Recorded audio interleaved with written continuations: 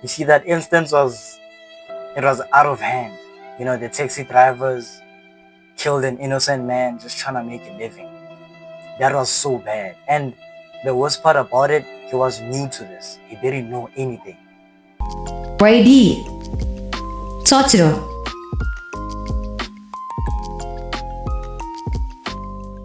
What's up, everybody? I hope you guys are doing good. Today, with a lit video, we got owner talks in the building. South African Ubers are losing everything. I won't even lie. The Uber industry has been going, it has been moving a little bit shaky lately. It's not safe for the drivers and the users. But hey man, let's see what they have to say. Let's all enjoy the video. It's not looking good for South African Uber drivers. When e-hailing apps like Uber and Bolt first came into the country, it looked like things were about to change for the better. People without jobs could finally earn an income, and people who didn't want to deal with taxis had another option. They were pitched as a win for everyone. But now, it looks like the tables have turned, and these companies are slowly turning their backs on the very people who built the platform. I'm Ona, and I make weekly videos about things that... And just to clarify it a bit more, every industry that exists in the world, there's always going to be corruption. That's not to say I'm promoting corruption, but it's just the things we need to look out for. With the Uber industry, no one really thought it would go this crazy. I don't even want to touch on the music industry. Every industry has that corrupt side of it. So it's like, happen in South Africa. If that's your thing, make sure you subscribe and join the community. I was scrolling through TikTok and came across a sad video of this Uber driver saying he's tired of being exploited and is ready to walk away. He explained that in the beginning, things were actually working. The payouts made sense, the working relationship felt fair, and the long hours felt worth it. He was willing to deal with rude customers, reckless passengers, and constant damage to his car because at least at the end of the day, the money was coming in. But now, he says he's hit his breaking point. Do you know what it means to be an e-hailing driver in South Africa? It means to what? Exploitation. What do I mean by that? The initial agreement with Uber when I was that they take 30% of whatever earnings I'm doing. Out of the 100 rand, I used to take 70 bucks. They'll take 30 bucks because it's their platform. The car is mine. I'm the one who services the car. The car has to always be clean. I'm the one who cleans the car. Long hours. It dreams to be on the car for more than 8 hours in a day. For one to make good money on Uber or on e-hailing, you gotta be working, you gotta wake up very early, you gotta be on the street, going up and down, people banging your door, being subjected to scratches on the road, everyone going up, down, left, banging your doors.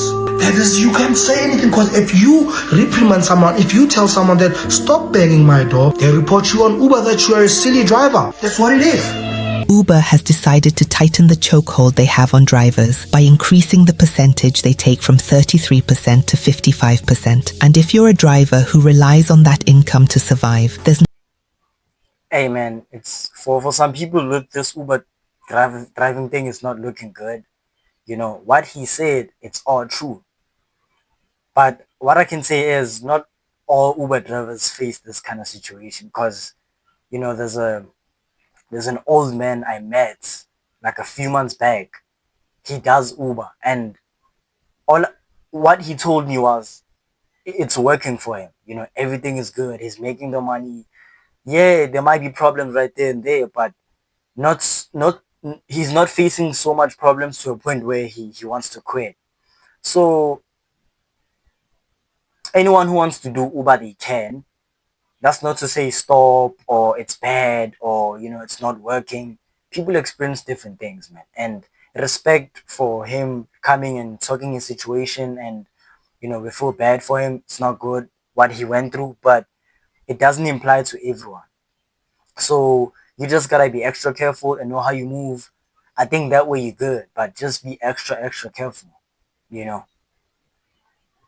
Not much you can do about it. 55% now that I'm earning. Uber, out of nowhere. This initially was an agreement to say, you take 30, I bring the car, I take 70. Now, suddenly, Uber changes things without consultation. They take 45%, I take 55. I'm the one who's servicing the car all the time. The cars are always breaking down because you are going up and down every day. The tires, the service, the cleaning of the car, people banging your doors, and you can't say anything about that. This isn't unique to Uber. It's a common tactic used by large companies when they enter a new market. They first make themselves extremely attractive, lower fees and flexible rules. The goal is to pull in as many workers and customers as possible. Once they've become the big boys in the industry, that's when the rules start changing. Fees increase, and they start milking every coin they can from their customers. Think about what's happening with Takealot, for example. In the early days, it was marketed as an easy way for small businesses to reach customers all over the country. You'd see videos everywhere of people telling you to start selling on Takealot. But over time, fees went up, and many small sellers have openly said it's no longer profitable for them unless they have good margins. By the time people realize what's happening, they're already dependent on the platform, and leaving means starting from zero. The crazy thing is, Uber already works with a massive advantage, guys. They don't own the cars, they don't pay for fuel, they don't cover servicing, insurance, nothing. All of those costs sit entirely on the driver. All Uber has to do is manage the app and the drivers themselves, and they still want to continue to squeeze drivers harder and harder until they cough up the last cent. And guess what? This is not the only...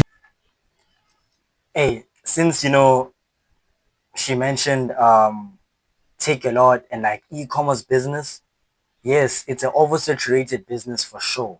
And for beginners or for people who don't really understand it like that, it's not really recommended for you to jump onto it. But that's not to say you won't succeed doing it. As I said, it's just all it depends on you, how you move, what strategies do you use, how is it's working for you. So it works with everything, man. I'm not saying Uber is not messed up. Yes, it is, but it still works for some people. I know people who perform good with Uber, and I know people who perform bad with Uber. So it's just it's on you. What risk are you willing to take? So for anyone who wants to do Uber, this is not to say don't do it at all. Just be extra careful. Just be aware of such things. New rule that was added. They also introduced new rules requiring drivers to brand their cars with the company's name.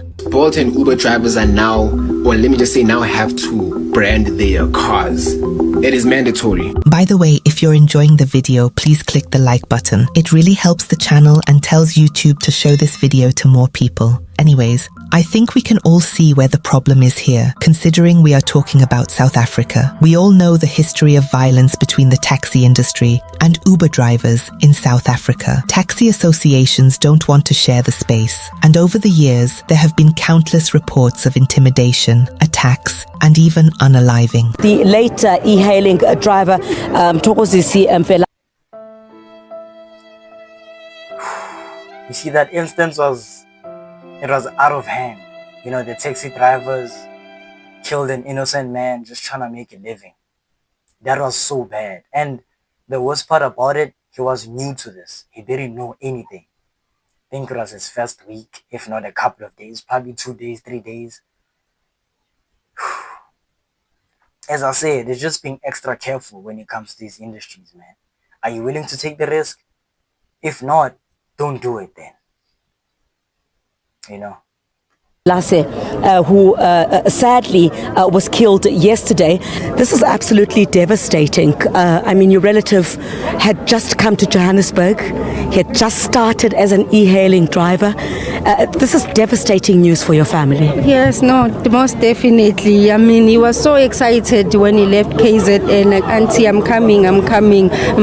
I got this car that I'm going to drive as an Uber. So things are going to come right for me. And then it starts, and then we get the news, and we're like, I didn't even know how to break it to his mother. I remember calling an Uber at a mall in Johannesburg, and the driver told me I had to walk a few kilometers away because there were taxi drivers nearby. In some areas, drivers are interrogated just for picking someone up. They ask them whether the passenger is a relative or where they're going, just to make sure they're not operating as an Uber. It's like we're living in a crime movie. Today, a friend of mine told me that she took an Uber yesterday, and she was having a conversation with the Uber driver, and the Uber driver was letting her know that they're no longer allowed to pick up people from malls. This is allegedly happening in Cresta, And according to the Uber driver, this was just the beginning. They're going to start doing this with all the malls. How long are we going to be bullied by taxi drivers? And how long is our government going to allow it to happen?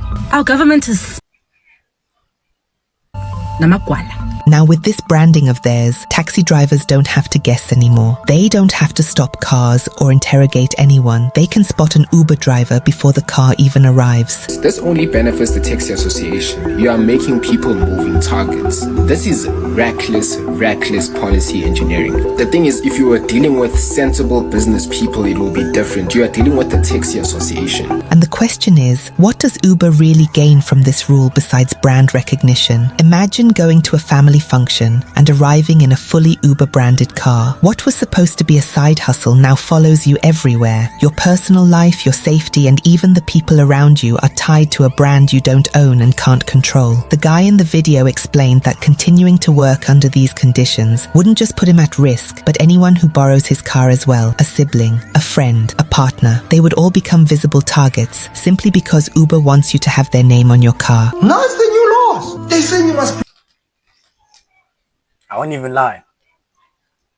The branding thingy, the putting the design on your car, on these times is not really, a good move for you to take. So, yeah, just make it plain as long as it's going to do Uber and deliver people. That's all we want. We don't need the speakers. We don't need the attention in those situations. Brand your car. It's no longer my car. It's free marketing for Uber. Everywhere where I go, everybody's gonna see that this is an Uber car. It's not Uber's car, it's my car. Why is it branded Uber? What am I getting out of that? Nothing. Me going up and down, even when I'm not on Uber, even when I'm not working, people are gonna see that car as an Uber car. What do I get out of that? Nothing. Instead, you know what? Less safety. You see the the guys that are on the streets? It's now a great time for them to target us. Even when my mom is driving that car, she's a target. If my girlfriend, my brother, if any one of my siblings drive my car, they're a target. They get shot. They get burnt, and nobody says anything about that. It's so sad, mate. I quit.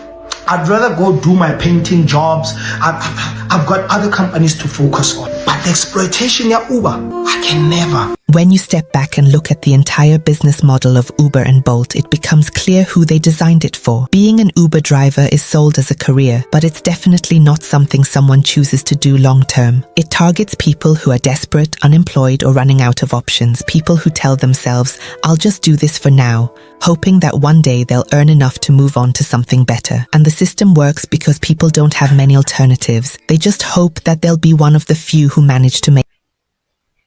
I used to go shoot with the bros, maybe we tell us something, then I drop them all off. Then if I drop, let's say Aaron is the last person I drop, I drive like 3 streets away, then I switch on the app. But then I was like, look where you are now. Yeah, facts, but it's all like, see, part of the plan. Damn. God's plan. Amen. Yeah, how things are looking for Uber now, it's not 100% safe. I mean, there's no any place that's 100% safe, but like, it's bad for Uber. I wouldn't even lie. And it's just being extra careful and reading the terms and conditions properly. Because how things work, 9 times out of 10, it's written on the terms and conditions. But most people ignore that, and then when they encounter certain situations, they're like, But some of them saw it on the paper. No, they didn't read through the paper properly. And then it's all on you, man. Do you really wanna do this? Do you see yourself doing it, or is it too dangerous? If it is, take a different route, man. But it's just being extra careful, because some people are still doing it, and I guess they're moving smart and extra careful. So if you can just do the same, it might work for you too. But hey, man, you guys can comment down below and tell me what you think about this video. And I'm gonna catch you on another video. Love you. Take care.